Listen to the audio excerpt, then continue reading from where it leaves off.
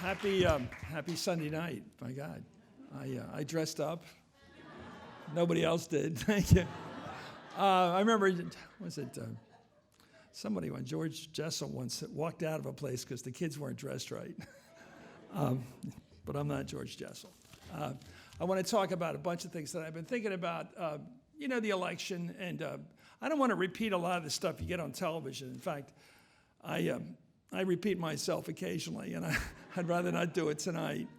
It is, however, it's the 100th anniversary of the end of World War I, and I think a little lesson there for us all. And I think just in history, we went into World War II, World War I as the doughboys, and we turned the tide. I mean, we helped the British and the French defeat the Germans and the Kaiser, and then we left.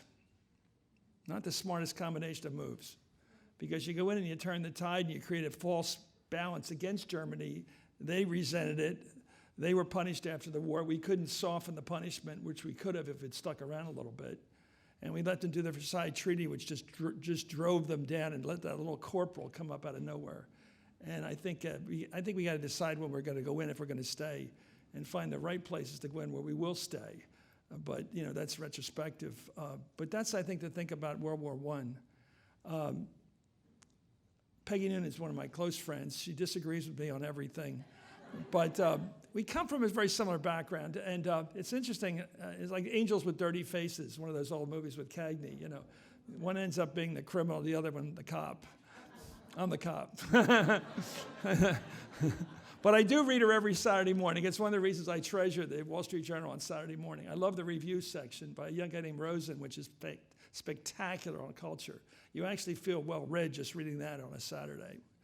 And it's what Time Magazine used to be like. It makes you feel really well-read. And you really are generously provided with all kinds of cultural material on a Saturday morning. But I really read it for Peggy's column, which I generally like most of the time. And sometimes I just think it's hopelessly right-wing partisan crap. But not crap, it's just right-wing, like the one this week.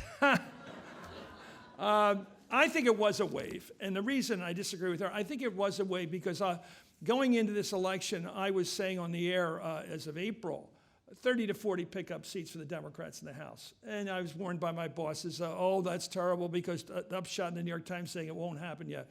Everybody's into numbers and statistics, they're like foreign students trying to understand American culture. It isn't about numbers. It's about hunch and feel. And I knew going into this election that women in the suburbs were going to demand payment for Access Hollywood. It took a while, but they're going to demand payment for it. And Trump got away with paying for it last time because there was complications about Hillary, his opponent, and all kinds of complications about that election.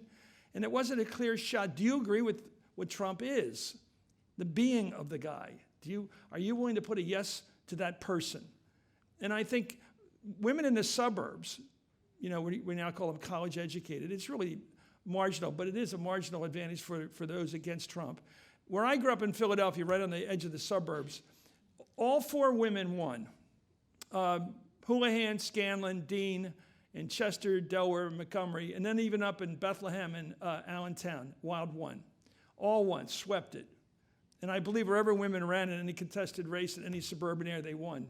It's an overwhelming rejection of Trump and his cultural being, what he says, And I think, and that's not, of course, there's not a question. If you live in New York, you get screwed on the tax thing, on state taxes. How can anybody forget that? I mean, that was a direct shot at the people that voted against him.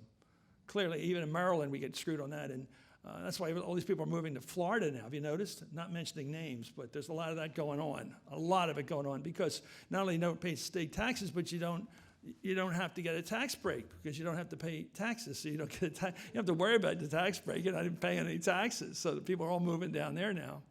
And that's Trumpism. A couple things happening I think are bad because of this. Usually the low-hanging fruit loses in these races. It's the moderate Republicans that get whacked. They're the ones that always lose in these races. You don't knock off the real wingers. You knock off the marginal people from the suburbs, the decent Republican moderates in many cases. This always seems to happen. So the suburbanite Republican who's been hanging in there, they're gone. And so that's what happens in this wave election of looks like 37 seats. You're going to see a lot of that going. So this process we've all watched since the time we were kids of the Republican Party disappearing in the Northeast is almost complete. There's only 2 senators left in the Northeast, Republicans. That's Susan Collins and a guy you never heard of, Pat Toomey in Pennsylvania, a real nerd. I'd love to run against him and beat him sometime, but he's like you'll never hear his name. And the other one is Portman out in Ohio when you get in the Midwest. But that's it. All the way down to Virginia, you don't have any Republicans. And so that whole party that we grew up with, most of us here grew up with, which was what I call the Herald Tribune Republicans. The great old Herald Tribune newspaper was a moderate Republican newspaper. God, I think you need a newspaper to have a movement. Once you lose the newspaper, then all you're left with is the Times and the Journal. Make your choice, right or left. But the old Herald Tribune was a moderate Republican newspaper. It was sort of the paper of the Rockefeller Republicans. And it's gone, and we lost it in the 60s, now we've lost basically the party. I remember the election of 1958. God, that's a while ago, isn't it? 50 years ago, I was watching the results with my dad, and he was a moderate Republican, but he felt so sorry for Averell Harriman losing that race. He was governor for just a term to Nelson Rockefeller. But that whole thing that Rockefeller represented, Jack Javits and Keating, goodbye. It's all gone. We had Christy Whitman on this week from New Jersey. Forget all that. The Republican Party of New Jersey's gone.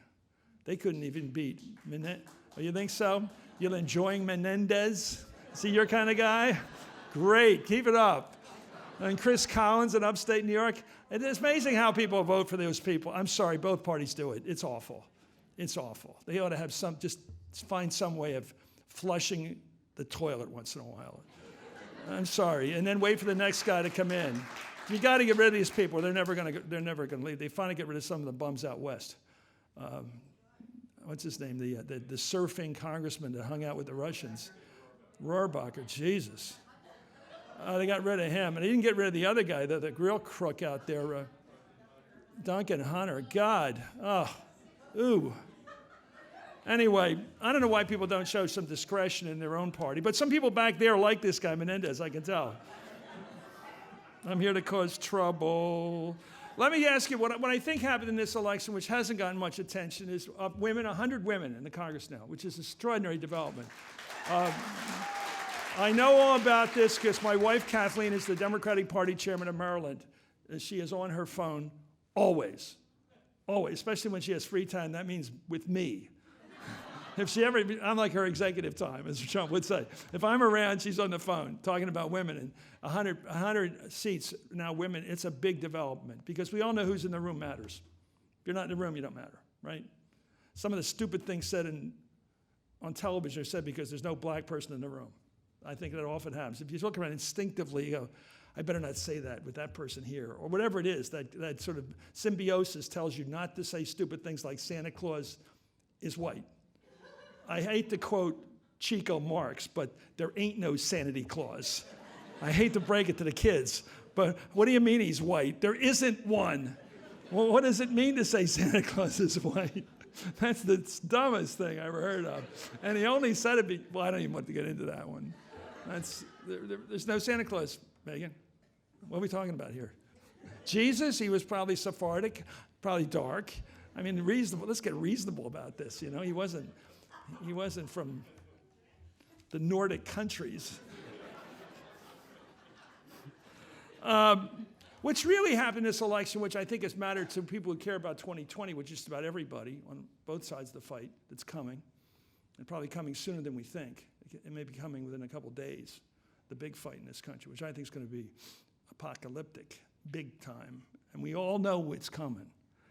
It's going to be when Mueller comes up, that iceberg, which he is, that cold, secret, below the surface iceberg with God knows what he's got. God knows what he's got. Trump doesn't know, but he's afraid he's got his kids. And that's what Trump's afraid of. And that's why he did this Incheon landing this week with Whitaker. He has to act fast. He can't let this thing continue till there's indictments of his kids because they can't flip. All the other people flip. What happens to a kid? Does he flip on his father? I mean, think about how horrendous this is. If you're Trump, what you're facing. Donald Jr. was in that meeting. That meeting was with the Russians. And the old man probably knew about it. And I'll tell you who else knows about it, all about it, is Mueller. Mueller's got it all, probably the tax returns. He's got everything to demonstrate Trump's longtime economic involvement in Russia. He's got it all. And this guy, he has to shut this thing down. And so being, in many ways, brilliantly ruthless, he says the time to act is the day after the election. And it was like Michael killing Fredo when Mom died. Remember? We all know The Godfather. It's a very important Bible because it's life and politics so often. So the big development, which Trump may not like, but I'm not sure he absorbed it, but he does have a pretty good reactive system, is what happened in the Middle West. And I consider it now, because Penn State joined the Big Ten, I start the Midwest somewhere around Reading, Pennsylvania, somewhere anywhere west of Philly. Philly's part of the Acela route, you know. Philly's definitely closer to Jersey and New York than it is to Pittsburgh, that's for sure. I grew up in Philly. We never visited Pittsburgh. We don't know anything about it. I went to a religious retreat in high school. We went to Reading for Grace Kelly's chaplain was running this thing, and we went to the jukeboxes. It was all country music. We said, where the hell are we? This is not Philly. Anyway, the big development is the Midwest, because look what happened last time. Last time Trump won by 70,000 votes, the presidency, by 70,000 votes. But they were very carefully, distributed to Pennsylvania, part of it to Pennsylvania, part of it to Michigan, part of it Wisconsin. And therefore, he won those big three industrial states that always vote Democrat, always have, maybe will again. This time around, Bobby Casey in Pennsylvania, the pro-life Democrat, labor-type guy, won in a walk. This time around, Sherrod Brown, the guy I'm always talking up on the show, went in a walk. Debbie Stabenow in Michigan in a walk. And basically, they all won their governorships, too. The governorships, except for Ohio, where Des Moines won. And I think Kasig's a separate case. Kasich is an anti-Trump. I like that guy. He's a gutsy guy. And working class, too. He's very much the opposite. But the way those Democrats win in those states is something you got to pay attention to, because I believe Trump pays attention to it. If you live in Scranton or Erie, you don't have much money. There's no money up there. My brother ran for lieutenant governor with Lynn Swan. He's a moderate Republican. Well, actually, he's more of a right-wing Republican these days. And he wears this Make America Great cap around. Who can explain? And he told me you could drive through 60 counties of Pennsylvania, nobody makes $50K a year.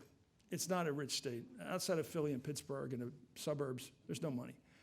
So what you really want, if you're one of those families up there and you've worked your whole life and you reach 65 or so and you have to retire, or you do retire, and what you really want, and you vote, that's where the voters are. What you really want is Social Security, because you work for it since the time you're 15. You've been paying in it for 50 years. By the law. In other words, if you don't pay it, you go to jail. You have to pay the money in, but at the end of the 50 years, you certainly feel you've earned that Social Security check, which runs up $2,000, could go up higher than that. You also expect Medicare, because as my dad appreciated, it was the one thing in his life he actually got. He actually felt, here's something I'm getting, finally. But he paid in from the time Medicare was formed. And you want Medicaid, because everybody says it's for poor people. No, it's not. It's for people who have Alzheimer's. Let's not kid ourselves. And everybody impoverishes themselves and finds a way. They buy a new car, give the money to the kids, and take the money. Because that's the only way you can afford to take care of long-term care these days. So people want Social Security, Medicare, and Medicaid. They also want their kid to get a job, or boys, girls, whatever, somewhere within driving distance, so they can come home once in a while. Just so they can come home and be part of the family once in a while for Thanksgiving and Christmas and everything else. Be around close. That's all they want. The American people are not greedy. They are not. They're not the British Labour Party. They're not ticked off at the rich. They don't sit around and think about somebody making more than them. They just want a decent life as they get older. The Democrats who know how to win in those states know exactly what I just said. Donald Trump knows it too. So Donald Trump, how's he work those states? He says, keep your hands off any of those programs, to Mitch McConnell. Keep your hands off those to Paul Ryan. Don't touch that stuff. So he's not a Republican. Trump is not a Republican. Don't fall for that. He's not for cutting programs and saving money and reducing the deficit. He'll never talk about the deficit because he knows there's no money in it, there's no votes in it. What else does he want? He wants to fight trade to keep the jobs in America. Now, a lot of the trade jobs are disappearing because of automation, but most people feel they're being taken away because of bad trade deals. He plays that really well. And look at who agrees with him. Sherrod Brown, Debbie Stabenow, Bobby Casey. Those guys all agree with him. They're the smart people in American politics when it comes to fighting for the Midwest. So it's interesting to see how that very closely contested part of the country goes, because the South is now solid for the Republicans. The evangelicals are all with Trump. Move the embassy. That stuff is all aimed at them. Fight with the Iran deal, that's all the South. That's evangelicals. And all out west and all that stuff, Trump knows he's got those people in the bag. Guns, he always has your Second Amendment rights. No matter what happened in Pittsburgh means nothing to him. It's your Second Amendment rights. It's almost a religious thing with those people. I don't know where they got it from, but they got it. And Trump plays them like a banjo down south. That's a good instrument, actually, down south. And he knows what he's doing. But I think the fight's going to be about not the left coast, not the Northeast. It's going to be about the Midwest next time. And so the Democrats, I think, ought to get the candidate, whether it's Elizabeth, whoever it is, they better be somebody ready to talk to those people up there in their language and go visit them during the campaign. How's that for an idea? How about going to see them? Because Trump had a guy named David Urban running Pennsylvania for him, and I know these guys. He was Arlen Specter's top guy. I know this guy. He said we knew where to go in Pennsylvania. We went there and went there again and again and again. Hillary do 3 stops, we do 7 stops a day. We knew where we were going. So a lot of this is just smart politics. I mean, he can be an 8-year-old when it comes to his emotional development. And I sometimes think he does. He wants us to like him in a strange way. He's not grown up. But he's figured out he's smarter politically than a lot of people run against him. I think he's as smart as he has to be. But this could be a tough race next time. He looks terrible, I think. His health looks awful. He just keeps getting bigger with the raccoon eyes, and he just keeps getting tanned in a tan machine. But that doesn't make you healthy. Did anybody tell him that's cosmetic? It doesn't make you healthy. And he thinks it does. Melania, don't I look good? So that's what the fight's going to be about. The House now is under Nancy Pelosi. This is going to be a great fight because I heard very recently, like this morning, that there are 20 Democrats who want to fight her. I agree with you. They are out there for themselves. They're basically free. You know, they're out there looking for survival in their districts, and they promised to vote against her. But in the end, you need 218. So there's not going to be any free rides here. Nancy is one of the best inside politicians I've ever seen. She is. Let me tell you about her. You all know her. She's not some California type. She's not for riding around on a bicycle. She grew up in Baltimore. Her father was the mayor.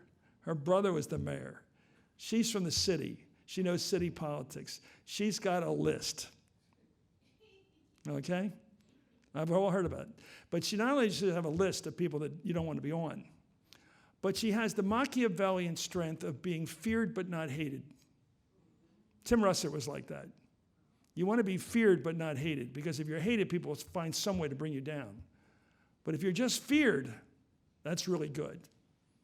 And she's really good at that. I know a lot of guys over there, guys like me, grew up like I did, who totally respect her. So she had a plan. I think it was Joe Crowley. That's not going to work. Crowley's gone. But I think she has to figure out who she likes. I think she'll serve for a year at least, maybe 2, but all that time pick a successor. It's probably not Steny Hoyer. Hint, hint. It's probably not Jim Clyburn. It could be somebody from up here. I think it should be a woman. I'm looking at Sherry Bustos. Keep your eye on Sherry Bustos. She's running for Democratic Committee chairman to raise the money for the next time. Sherry Bustos of Illinois, tough district, voted for Trump, but she's very impressive. She's head of their sort of spirit committee right now. But watch Sherry. I don't see how you can replace Nancy with a male. I don't see how that works. And you told me that, Kevin McCarthy, the top Republican. Because if women brought this person in, brought Nancy in, brought the Democrats in, 100 women, if they brought the party back to power, how can you deny a woman this job? So I think it's going to be really tough. And you don't have to be super feminist to think this. Nancy's the toughest there is, and she earned the job. And she plays by boys' rules. She's tough. She doesn't ask for any special quarter because she's a woman. She's tough. And I think in the back room, it's going to be fascinating. When I was working for Tip O'Neill as his top guy, we had a threat from some people. After Mondale got crushed, knives are always out after a defeat. And they came for Tip, and I watched how it was done. Basically, if you get into retail, you can buy the members back one at a time. You can give them things they want. More attention, more pages.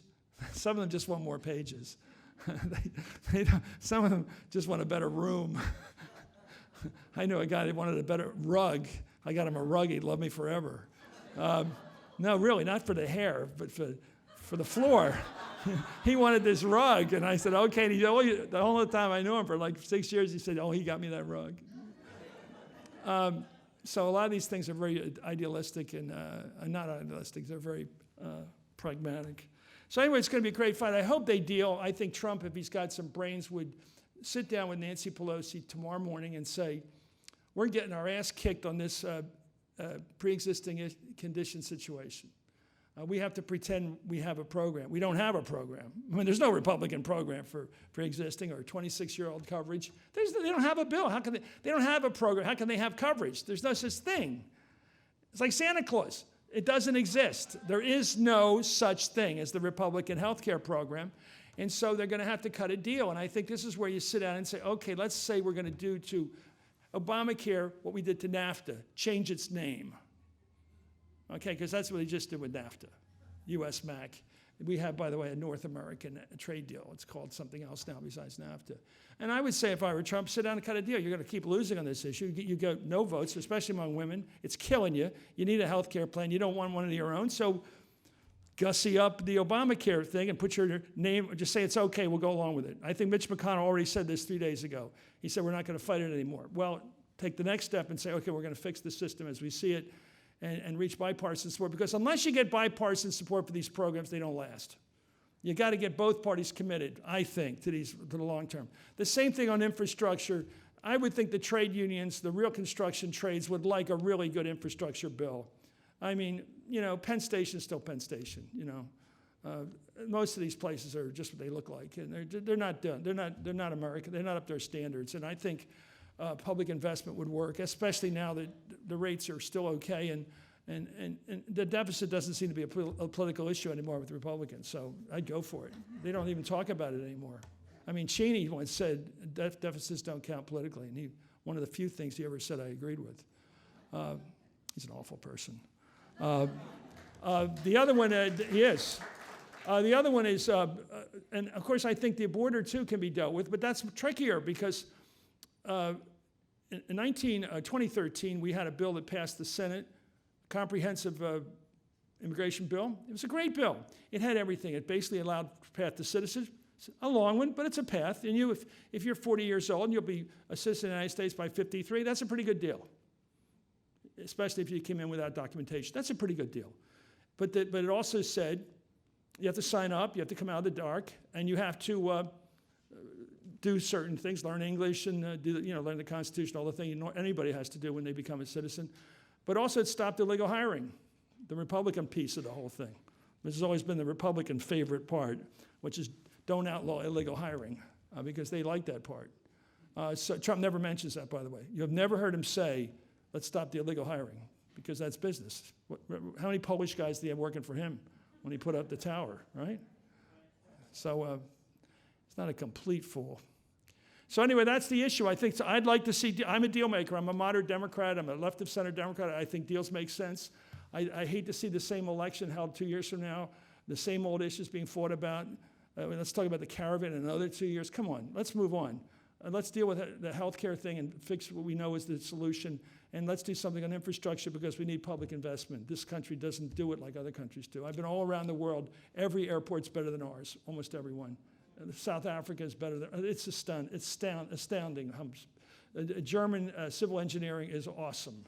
You ever been to Berlin lately? It's just spectacular. The bridges are beautiful to watch. Everything is, looks like it's done by smart people lately, you know? And I think it would be good if we could do that. Here's what I think is the flaw in the ointment, which is Trump may be facing the apocalypse very soon. And what I think is happening is that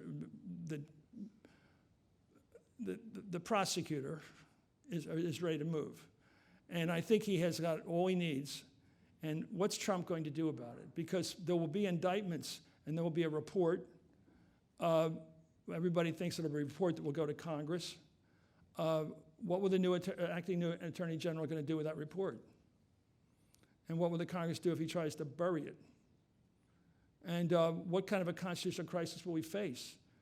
And then you have to factor in the reality that Congress doesn't have an army. This is the scary part, but Trump does. He's the commander-in-chief of the Army, and he's also head of the FBI. And all law enforcement's under him. And if you look at the Constitution broadly, he's the chief law enforcement official of the country. That's the way he looks at it. And Congress has a sergeant at arms. That's what they have. Because the court can't enforce anything unless the executive branch enforces it. So the judiciary, if the judiciary doesn't go along with the court rulings, well, then what? So I think we're into something the next couple of weeks. I think it's going to happen before the holidays. I think it's coming. And I think that's why Trump moved with Whitaker. He knew he had to move fast and take the heat because he has to have something to stop, and it wasn't going to be Rosenstein. Rosenstein was going to be a government official. He doesn't want a government official. He wants a Roy Cohn. And he's got one, looks like. So that's the country we face right now. I wrote this book about, I wanted to talk about how I got this job, but I was advised against it. But it's an amazing experience. 50 years I've been covering politics, coming up at the end of this contract. But my contract ends in the latest one comes in 21, I think. And I've been in this business of being in politics for 50 years. It's astounding. Some people here are as old as me. I don't know. 50 years I've been in politics, and I've been doing it since I came back from the Peace Corps in Africa, one of the great experiences of my life, teaching business, riding around a motorcycle in the bush, in the middle of nowhere, where there are no white people, and teaching African business guys, small business guys, how to do a better job at business, and thrill of my life. And hitchhiking, I saw the fall of the British Empire. It was the last British colony, Swaziland. I saw the Brits still there. I saw their culture with their, Gilbert and Sullivan shows and theater, and it's all there. They're much better colonists than we are, because they want to stick around and do plays and one-act play contests. And we wait for the movies to arrive, and then we want to know when we're going home. But coming home to America is a lot better than coming home to England. And that's why they're great colonial types, because they'd always rather be there than home. And they love it. And I had a great experience. I hitchhiked through Africa alone by myself, just like this, all the way up from the bottom to the top, which was wild. I didn't have no plan B. I didn't know what I was going to do if I didn't get a hitch. And I got to meet a lot of people. Then I came home and I worked on the Hill. I worked with the last liberal from Utah, Frank Moss. I campaigned for a congressman out there, a guy running for Congress with Robert Redford, running around introducing Robert Redford to everybody. And hi, would you like to meet Bob Redford? What's your name? Vivian? Vivian, how would you like to meet Bob Redford? And this is right after Butch Cassidy came out. And I do a lot of that stuff. And then I worked for Ed Muskie, a great guy, a real serious politician. I ran for Congress, lost the primary, but I got more votes than Ocasio-Cortez. I got more votes than that. I had high school kids working for me. And then I went for the White House. I had a great experience with Jimmy Carter. There's nothing like being a presidential speechwriter. Oh, that job, the Rick Hertzberg of the New Yorker. And that was the greatest job in the world. I mean, flying around on Air Force One, taking off at 45 degrees like this, because they're Air Force planes, they take off like this, and you're typing your Selectric 2 typewriter, knocking out the words for the next stop. It was great. And then I worked for Tip O'Neill for 6 years as top guy, every day with him, every day, starting the day with him and talking about how we're going to take on Reagan that day and coming up with some interesting things I can't talk about publicly, but I pulled some numbers. And that was an amazing thing. And then starting as a journalist was a great opportunity. Larry Kramer of the San Francisco Examiner hired me as a columnist. And I got to cover I just want to talk about 2 or 3 events in my life that people my age know what they mean. One, 1989, I'm writing for the San Francisco Examiner. And I go over to a friend of mine, Jerry Rafshoon, who was the head of communications for Carter. He's the guy that did Carter's PR and everything. He's a close friend of mine. And he was making a movie over there, the William Shire movie, The Nightmare Years, about Hitler. And he was shooting it over there in Budapest. And I got to interview a bunch of people when I would oversee, but I'd go into I got some names to interview people, and I interviewed this guy named Gizi Yasansky. And we're sitting in his office. My son Michael's with me, and he's in the next room with crayons and having fun and with his wife. And this guy's a professor at Karl Marx University in Budapest. And he's talking to me about the change that's coming. I go, what? He says, there's a change coming. Something's happening. And this is in spring of '89. He says, the writers and the intellectuals are meeting in the countryside. I said, oh, God, that's going to make a big difference, the writers and the intellectuals. But you know what? He had it. He said, freedom is contagious. And they were watching Yeltsin on television. And these people led the revolt. They ended. In fact, I went to interview one of the guys, economic planners, who was a real cynic, and he said, the road to Damascus is very crowded. There was something going on. And then I went back in the fall, and I heard the wall was coming down in Berlin, and I checked into the Grand Hotel in East Germany, East Berlin, on the Unter den Linden, on the other side of the wall. And I started interviewing people in the rain that night at the Brandenburg Gate. And these young people, I said, what's freedom mean to you? Was ist Freiheit? I had some German from school. And finally, people all the time, well, the nurses are all running to the west. Everybody's leaving. Our floor's empty at the hospital because everybody's going to the west. And finally, I meet a guy with an army surplus jacket on, long hair, late 20s, I'd say. And I said, was ist Freiheit? He said, talking to you. Isn't that amazing? It was really true. The Cold War was the Cold War, and it was real. And but I also talked to working people, but I learned a lot with those people. And I interviewed people, real workers, good communists, if you will, school principals, factory managers. I got a bunch of them to interview. And what I learned was systems fail when they fail the true believers. And here's the people that really worked hard, and they were the good guys. They were the ones that ran the factories. They were the ones that ran the schools. They did what they're told. They believed in communism. And their currency was worthless. East marks were a joke. You couldn't even check into the hotel I was staying at. They were treated like scum. And the minute a backpacker from the West came over, they got first in line for an airport ticket. They pushed their own people back in line because they wanted the hard currency. It was a cynical system. And I think we have to be prepared in this country. When we start betraying the hardworking people of the country ever, be careful, because they're the ones, the true believers in our system, the real patriots are the ones you got to be very careful about, because the systems fail those people. Hustlers are always going to, the cab drivers always made it in East Germany. You could hustle a cab. You could always make good money. You could get the currency from all the tourists, but the workers, not the hustlers, were getting screwed. And I thought, this is something for me to take home with me. I was there also when the South Africans, because I'd spent 2 years in Southern Africa on the border of apartheid, right across the border, and I'd seen it and read about it in the papers every day. And I was there when Mandela led that first election in 1994. I went there for Good Morning America for 10 days. I'll tell you, that was spectacular. I saw what leadership is. I saw Mandela.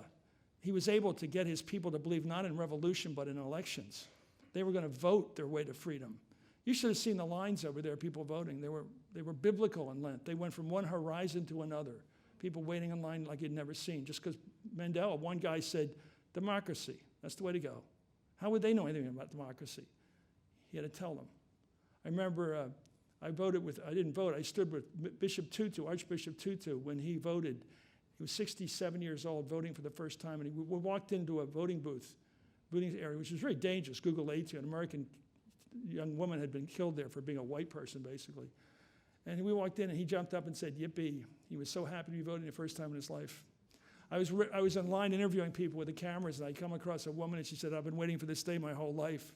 And she was white. So you learn a lot in life. I was in Northern Ireland during the Good Friday Accords. And that meant a lot to me because I come from one of these crazy hybrid families where my grandmother on one side was an orange woman, came from Ireland. She was like Mrs. Doubtfire. And she was the tough lady. And she took it when her husband died. He was from England. My grandpa, she ran a laundry business for the rich of Chestnut Hill in Pennsylvania, in Philly. And the other side of the family is all row house Irish Catholic, classic. I mean, classic. So my grandpa was a Democratic committeeman for his whole life, proudest. He was like out of Touch of the Poet. He wore his suit all day on Sunday, very Irish. And so we had that difference growing up. My mom, he basically was a political character who depended on patronage his whole life. In fact, after he retired, he worked for the election commission in Philly, which is something you have to understand, politics, street corner politics. So these guys are basically being taken care of because of their lifetime of service to the party in Philly. And Grandpa was a teetotaler because there was enough of that problem in our family.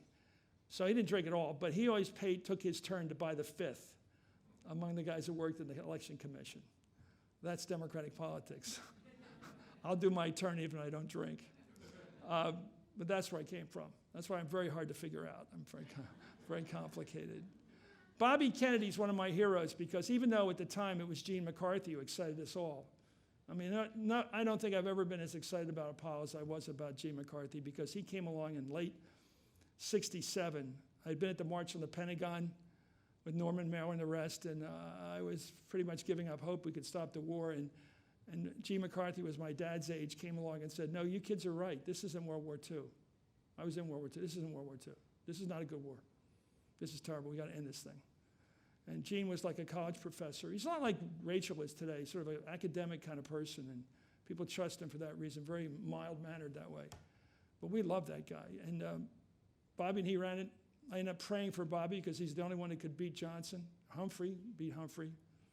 And 68 was the last I saw this country for 2 years when they were off to overseas.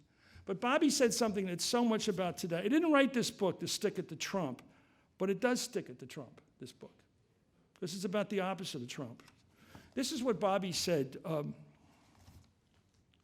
have my glasses. I don't wear them on television. The Kennedys all wear glasses, by the way, so it's okay. Bobby saw politics as an honorable adventure. He loved that phrase. And right before he was shot in Los Angeles at the Ambassador Hotel that night, this is what he said, which is why this book is so valuable today, I think, or this story is valuable. I have an association with those who are less well off, where perhaps we can accomplish something, bringing the country back together, and that we can start to put into effect, all of us working together, some programs that will have some meaning. If the division continues, we're going to have nothing but chaos and havoc here in the United States. And this is what started the '68 convention. It hasn't stopped, this division. I think we can end the divisions within the United States, whether it's between blacks and whites, between the poor and the more affluent, or between age groups, that was big then, or on the war in Vietnam. We can start to work together. We are a great country, an unselfish country. I intend to make that my basis for running. It's right before he's killed. And I look at what drives me about Bobby is that he really did connect with people.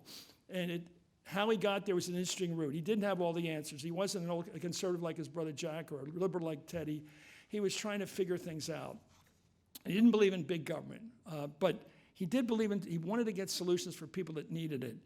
And if you look at go look it up on Google, the pictures of the people along the train ride in June of '68, where Bobby, his body's taken down to Washington to be buried at Arlington. And what happened along that train ride was all spontaneous. There was no organization to it, but 20,000 African Americans showed up in 30th Street Station in Philly, and they sang the Battle Hymn of the Republic. Nothing happens like that today. And all along the parade route, not the parade route, the funeral route, going down to Sella, and these are poor whites. If you live near the train tracks, you're poor. Just look out the window. By the way, I came from that part in North Philly that's horrible. Every time I drive by it in that cell, I go, oh my God, I'm from there. Those really poor row houses. And they were once Irish and Polish neighborhoods. And the whites, the small families of white people, you can sort of figure them out. There's like the guy with the white socks, the guy with the salute, and the kids next to him all saluting because the father got them to salute. This affectionate patriotism for a Democrat. I don't know that today. That old-time belief, working-class belief in the Democratic Party has got to come back. and Bobby wanted to bring it back. He would drive around in Gary, Indiana, an ethnic town where everybody's from Eastern Europe and didn't particularly like black people coming in. And he would ride around in town with Richard Hatcher, the first black mayor, and Tony Zale, the old middleweight champ, who had fought Rocky Graziano, beat him three times. That wasn't in the movie, but he knocked him out twice. But Tony Zale, an Eastern European guy, and he would make a point of, let's unite. We got to get together. The working class especially has got to get together. And today they're divided over social issues, and Trump has exploited like hell. Trump didn't invent this division. He exploits it. It's been here since '68. Nixon exploited it. I think Bill Clinton, though not a perfect man, did try to soften the edges when he'd say, I'm for people that work hard and play by the rules. That was an appeal to working class people. People who work hard and play by the rules. And to get more moderate Catholics who are willing to vote Democrat, he'd say, I'm for making abortion safe, legal, and rare. Trying to bring them in. Trying to be political in a way that's smart politics, bringing people together, not dividing them. And I think Obama tried to do that too for a while. He got a little elite, but you got to make an effort to bring the other side over. They're just going to figure you've overlooked them. And as a guy once said to me in the Peace Corps about his dealings with women, which applies to all human relations, people don't mind being used. They mind being discarded. That is so coldly true. And I think a lot of white working class people feel they've been discarded by the Democratic Party. Rightly or wrongly, that's what they feel.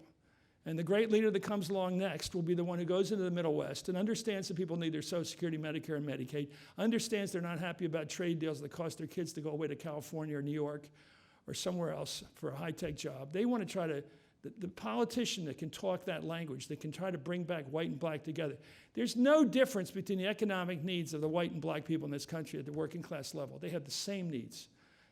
In the book, I write about who told us that the factory worker in Indiana has to be at war with the poor kid in North Philly? Why? Who said they're at war with each other? It's just plain politics. And I really do think that a good leader should be able to unite those people. And maybe we'll get another one. But I'm looking, like you are all looking. I know you're looking.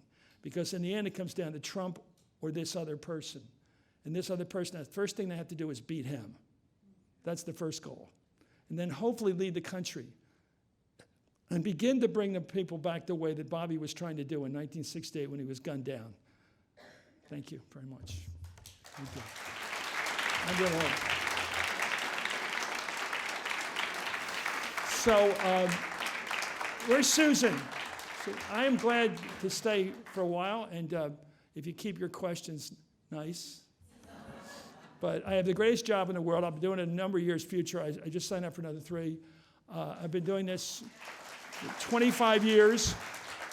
And I gave you a little tease of the next book, by the way, whether you knew it or not.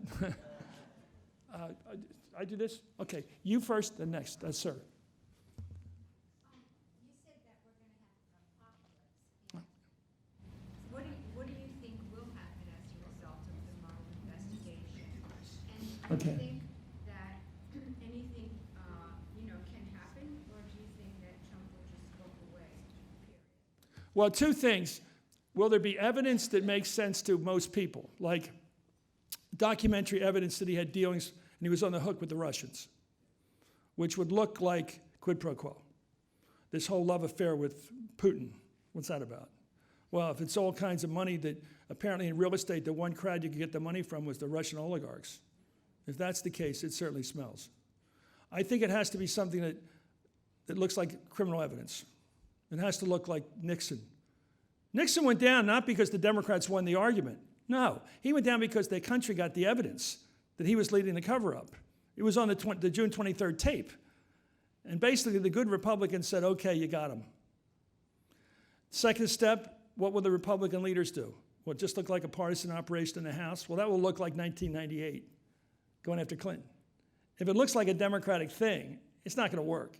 So even though the Democrats have a majority of the seats in the House now, they better damn well pull in a couple dozen Republicans. And that means it has to be evidentiary.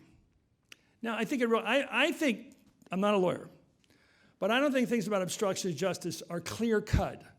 I think firing Comey was in broad daylight. How can that be, how can that be impeachable? I'm okay, you can argue it, sure. But that's why I think, one thing worries about that part is why does Mueller keep wanting to get testimony from Trump? I mean, he needs more testimony to get him perjuring himself? Is that what he's after? Well, that means the crime hasn't been committed yet. So, but on the collusion part, I think it has to be there. It's my belief. The collusion has to be there. And then people say there was a break-in of the Democratic Committee back in '72, and there was a cover-up.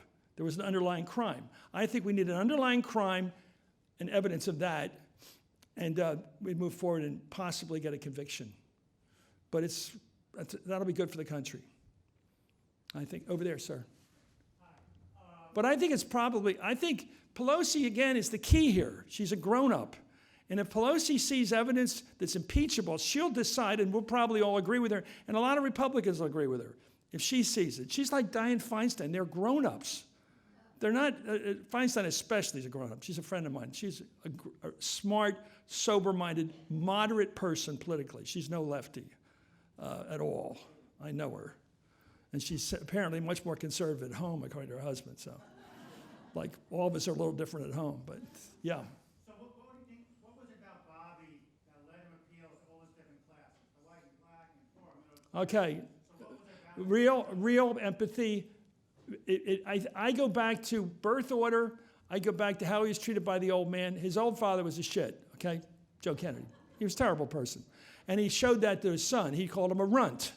You're a runt. I'm sorry, you're a genetic result of your father and mother. How can you hate the genetic reality that you created? You're a runt.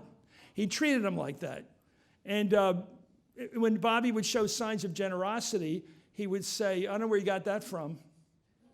And Bobby would stand up against the cardinal, to Father Feeney up in Boston, who said no salvation outside the church, which meant Protestant Jews don't go to heaven. And Bobby goes crazy over that. He would do all this stuff. Ralph Bunchy would insist on him speaking to his group down at Virginia Law, with the people throwing stones in the house that night, and Ethel and him hiding with Ralph Bunch in the house.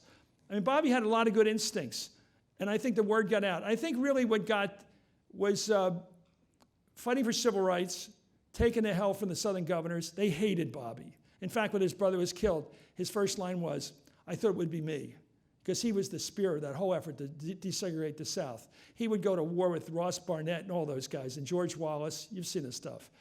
Black people knew he was doing it, and they liked him because he was tough and real. And even people that didn't like him said, be careful, Bobby, he'll do what he says. He's real. But I really think it showed in Indianapolis the night that Dr. King was killed, and he walked into the Broadway neighborhood, a tough ghetto. He walked into it, and the cops wouldn't go in with him. The cops weren't going to, they said, we're not going in. It's too dangerous. And I got the tape recording from the NBC then, where he asked the guy, he's standing up on a truck, and he asked the guy next to him, do they know yet? And the guy said, no, they don't know. You got to tell them. He had to tell that crowd of people that their hero was dead, killed by a white guy. And he had the balls to do it. That's Bobby. I don't know anybody else that could do it, because he was a victim himself. I think that worked with the black community. They knew he was a victim himself, that his brother was killed, his beloved brother. They knew him as somebody who had felt pain. And even though he's a rich kid, they could instinctively knew that he was not a fraud. I mean, he would campaign, he would go to Indian reservations during campaigns. What's that about? He was the guy that discovered the California farm workers. He would get down to Mississippi to the Delta where kids were living on molasses, just enough sugar to keep walking, but you're dying. And he would do that. There are no votes in that. I think, for whatever reason, I think Bobby was sort of a Dorothy Day Catholic worker lefty when it came to poor people. I think he had a lot of that. He was very interested in Dorothy Day and that sort of very left commitment to the poor. At the same time, he was not a big guy for bureaucracy and big government. It's an interesting conflict. But it's a great question. But it worked. Look at the faces of the people along the tracks. Yes, sir. So you're speaking about Bobby Kennedy, circa 67, 68. But take us back, especially when we're talking about race relations, to 1963, right here in the city, a famous meeting between Yeah, it was something else, wasn't it? James Baldwin, right, who brought a group of folks together who could help Bobby really understand what was Well, he went in there, he asked Baldwin to set up a meeting, and the Kennedys, I think it's their apartment on Central Park South, and he invited a bunch of really prominent, sort of intellectual African Americans, and Lena Horne was there, everybody named it.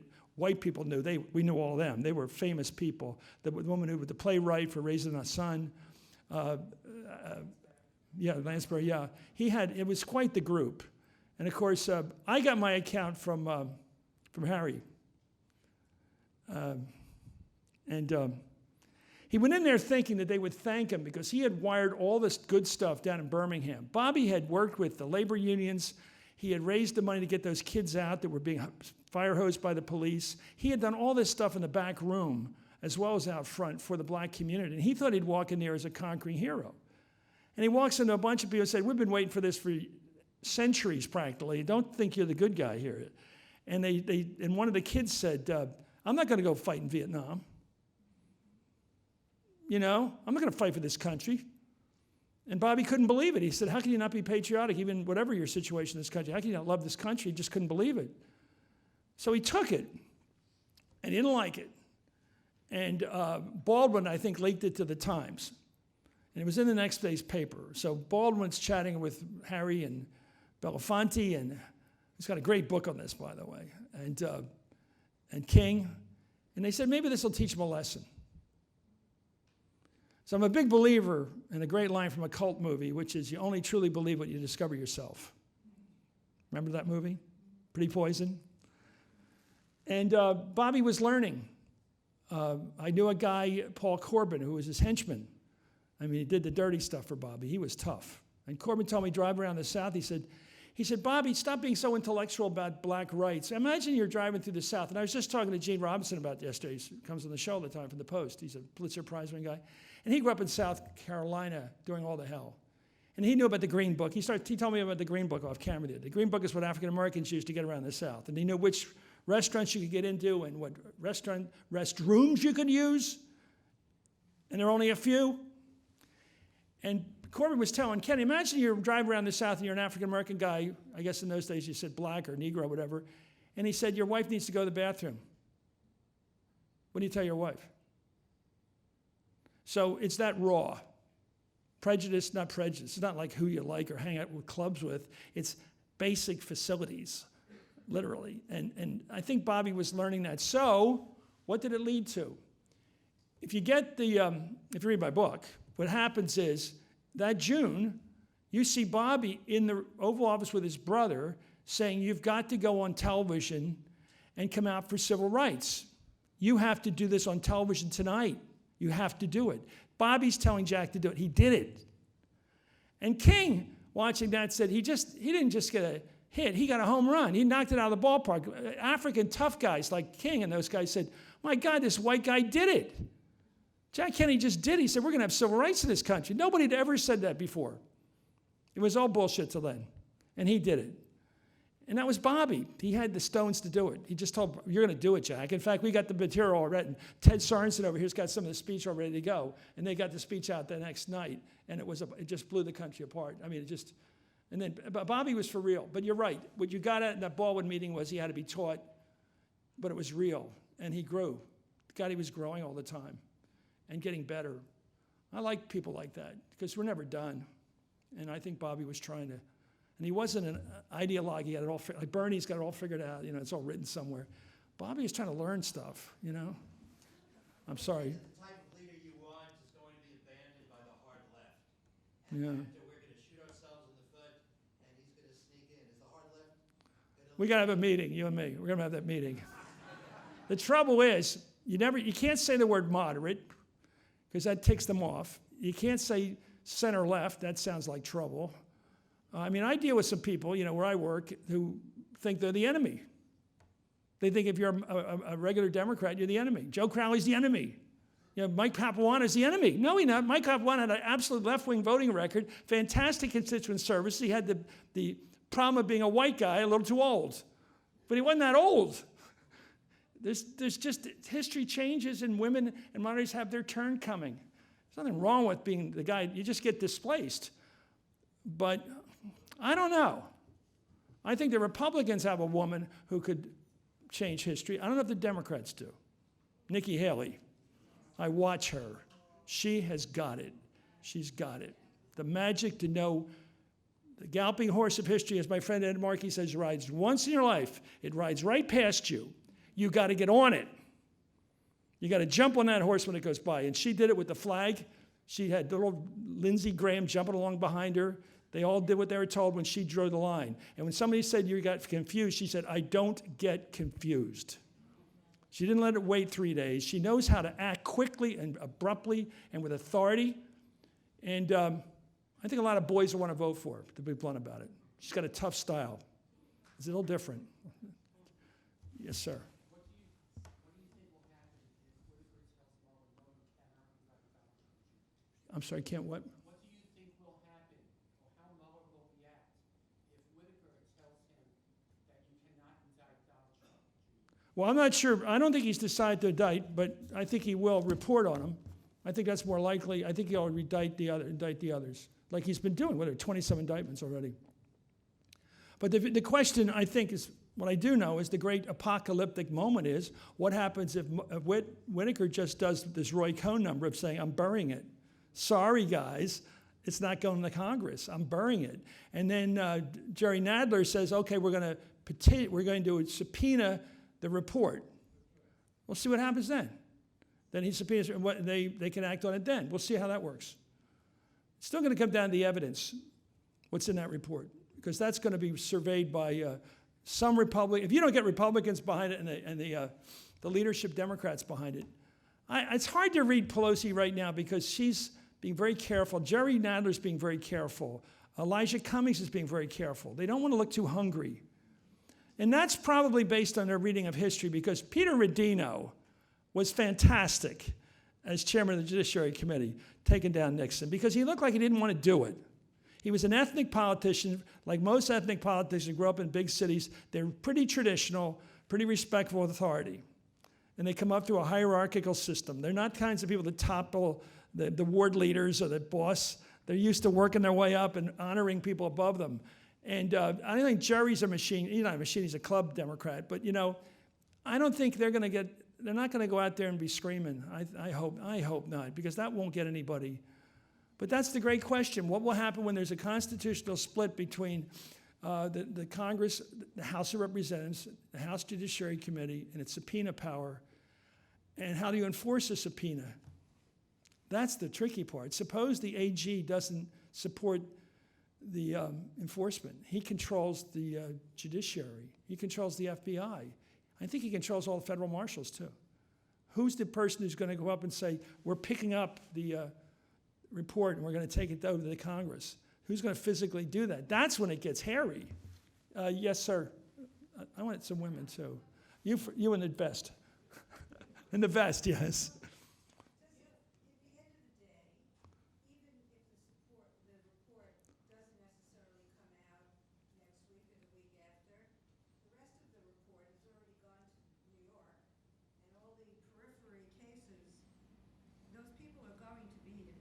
Yeah, I think. Donald Trump is going to be indicted in New York for tax evasion in New York. Well, if the Southern District of New York believes they can indict a president, yeah. Maybe not while he's president. Well, not while he's president, no, I don't think. Yeah, I'm with you. I mean, I know that's all possible, but let's see if it happens. I mean, well, if you know, you're ahead of me. I work with people like you. I don't think we're that far along, but I'm telling you, it's all coming soon. It's going to happen soon. And I agree, Southern District of New York is going to be a big part of this. Can you explain what the attraction is to the Republican Party by rural America, blue-collar workers, when you have tax cuts that help the 1%, when you're fighting... Well, you know what the answer is. No, you're just being rhetorical. You know the answer. You know why they like Trump. You know why they like Trump.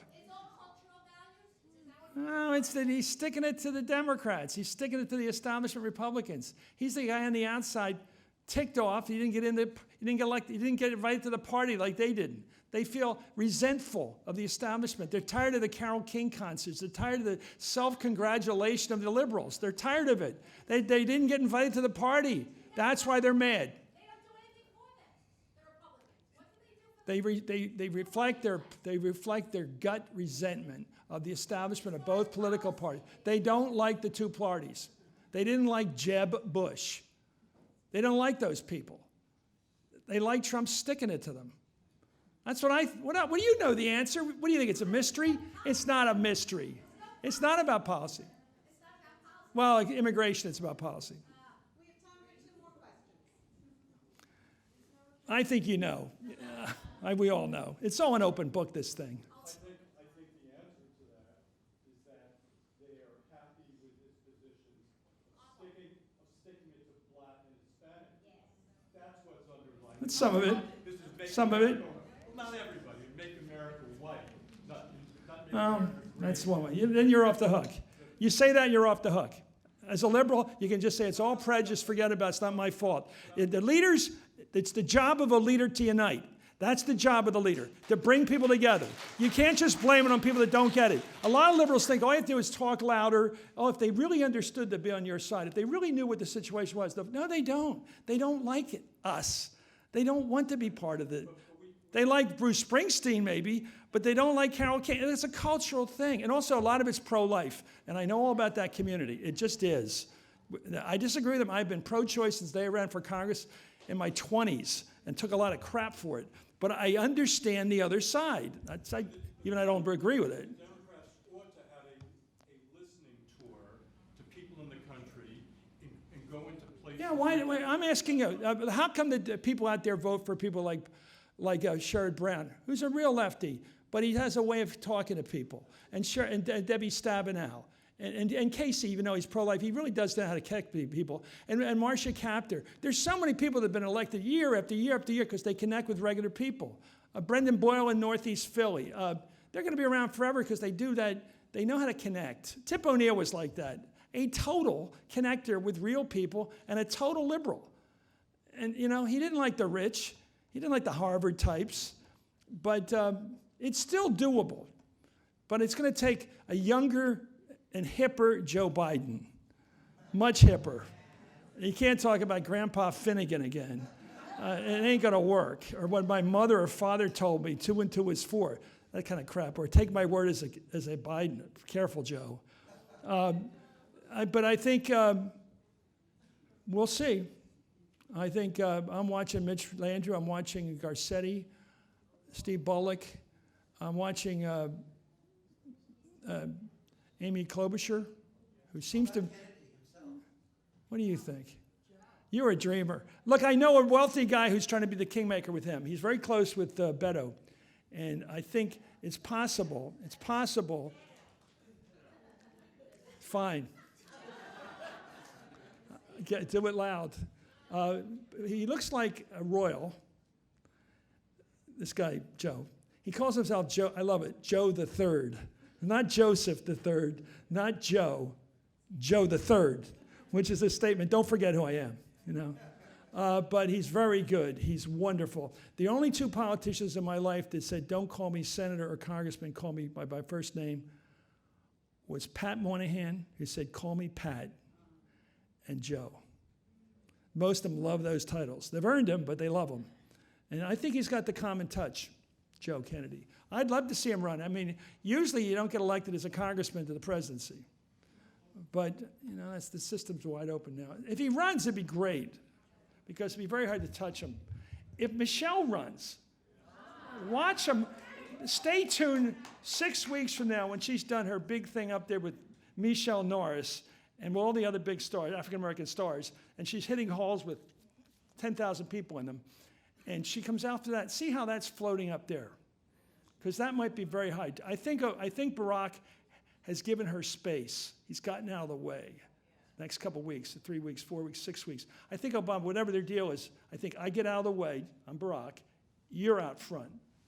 And there's something about her that's strong.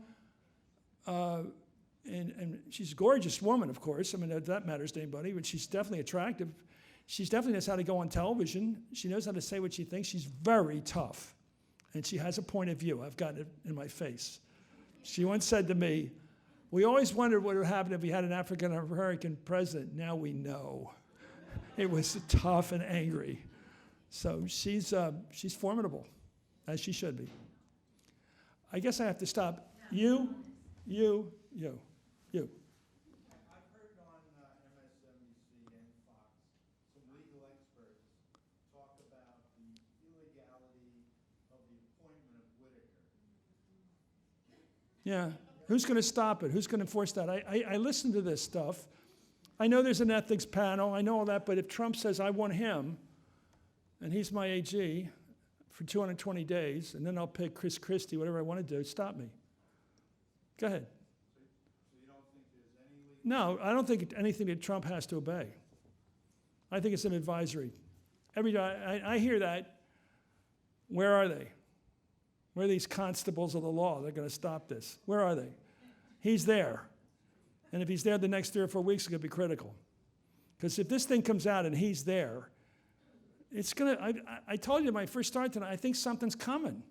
And I don't think we know the result of it, a real standoff between Trump's guy, his Roy Cohn, the guy he always wanted, his fixer in there, and what you might consider the good guys.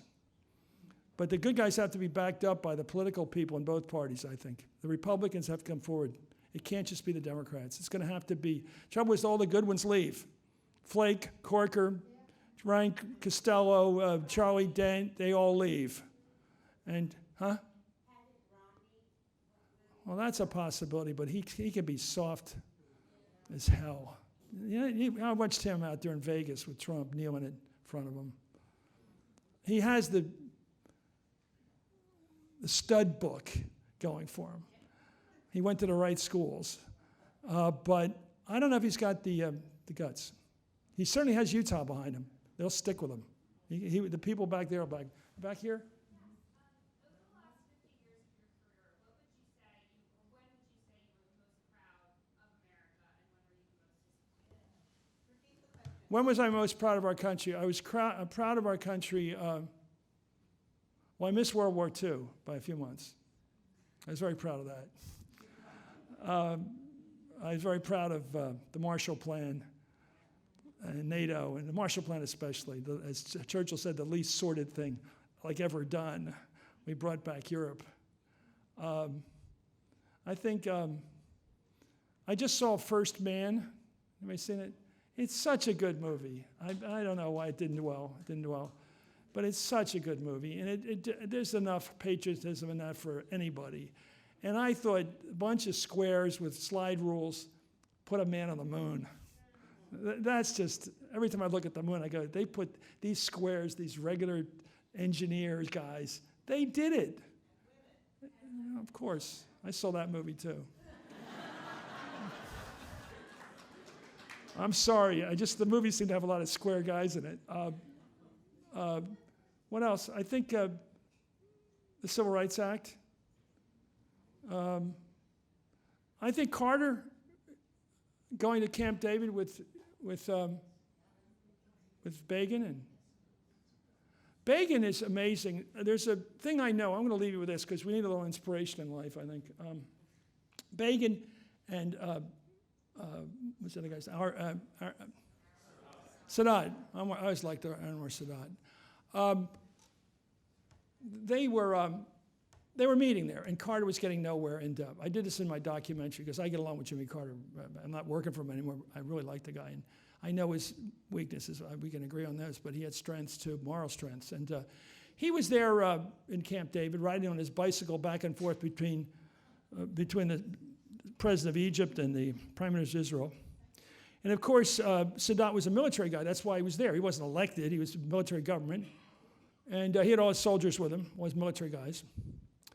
And Carter decided to take a break, and I remember writing this speech about this when I was working for Carter, Labor Day of 1980. And he decided we're going to take a break. We're all going to go from Camp David up to Gettysburg, which is very nearby across the border in Pennsylvania. And he wanted to show them the battlefield, give them a sense of, we've been through this horrible division that cost 600,000 lives of white people, basically.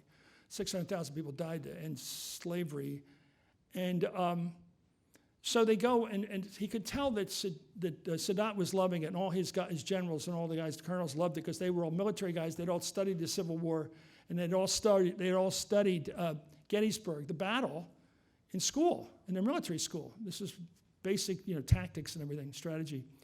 But he could tell that Begin, who had come up through a different means of her gun and whatever, Stern Gang, he didn't do this kind of stuff, but he was sort of bored. So they get to the spot where Lincoln gave the address. And this is chilling. I get a little verklempt here. Out of nowhere, Begin, this guy, stands up and recites the Gettysburg Address. It was like, I don't know, Charles Lawton and Ruggles of Red Gap.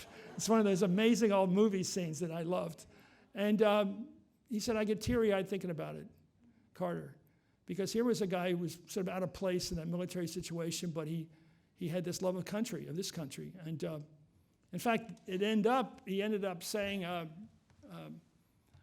when they finally, Carter shows them some pictures they took of them there. This is kind of hard to believe if you're not into schmaltz, but I'm into it because it's why I care. Sentiment's everything to me in politics. It's all about sentiment.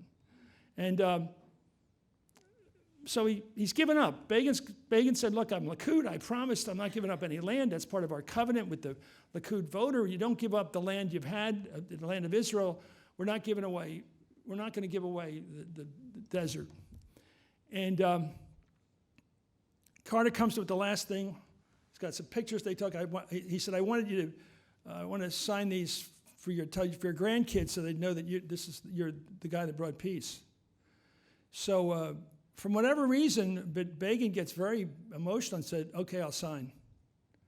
He said, habemus pacem. It's like we have a pope. He said a different word in Latin. He said, habebum pacem, we have peace. I'll leave on that note. Thank you very much. Thank you.